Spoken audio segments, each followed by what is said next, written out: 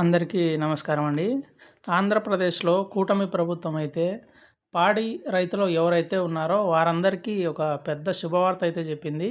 అదేంటి అనంటే 50% సబ్సిడీతో పశువులకు దానాని ఇవ్వాలని చెప్పి గవర్నమెంట్ ఈ నిర్ణయం అయితే తీసుకుంది. అది కూడా ఈ మన రైతు సేవా కేంద్రాల ద్వారా పాడి రైతులకు అందించాలని చెప్పి ఒక పెద్ద నిర్ణయం అయితే తీసుకుందనమాట. వీటి గురించి మనం ఈ వీడియోలో పూర్తిగా తెలుసుకుందాం. 50 కేజీల దానా సంచి పూర్తి ధర వచ్చేసరికి రూ. 1110 అనమాట. ఇందులో ప్రభుత్వ సబ్సిడీ వచ్చేసరికి రూ. 555. రైతు చెల్లించవలసిన ధర వచ్చేసి రూ. 555 అనమాట. అంటే సగానికి సగం ధర మాత్రమే రైతు చెల్లించాల్సి ఉంటుందన్నమాట.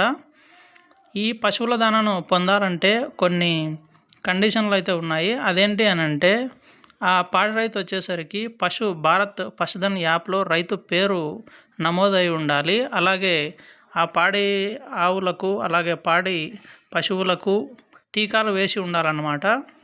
అలాగే కేవలం తెల్ల రేషన్ కార్డు కలిగిన పాడి రైతులకు మాత్రమే ఈ అవకాశాన్ని కల్పించారు. మళ్ళీ వచ్చేసరికి ఒక రైతుకి ఒక బ్యాగ్ మాత్రమే ఇవ్వాలని చెప్పి కూడా గవర్నమెంట్ నిర్ణయించిందనమాట. ఎవరైతే రైతులు ఈ పశుదానాను పొందాలని అనుకుంటున్నారో వారు మీ దగ్గరలో ఉన్నటువంటి రైతు సేవా కేంద్రం దగ్గరకు వెళ్ళి మీరు చెల్లించాల్సినటువంటి సబ్సిడీ ధరను చెల్లించి మీరు మీ పేర్లను అయితే నమోదు చేసుకోవాలన్నమాట.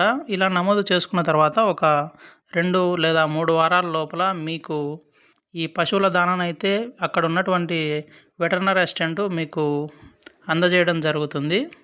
ఇదండి ఈ పశుదానాకు సంబంధించినటువంటి పూర్తి వివరాలు. ఇంకా మీకు ఏదైనా డౌట్స్ ఉంటే కనుక కామెంట్ సెక్షన్లో మెన్షన్ చేయండి. నేను మీకైతే తప్పకుండా రిప్లై ఇస్తాను.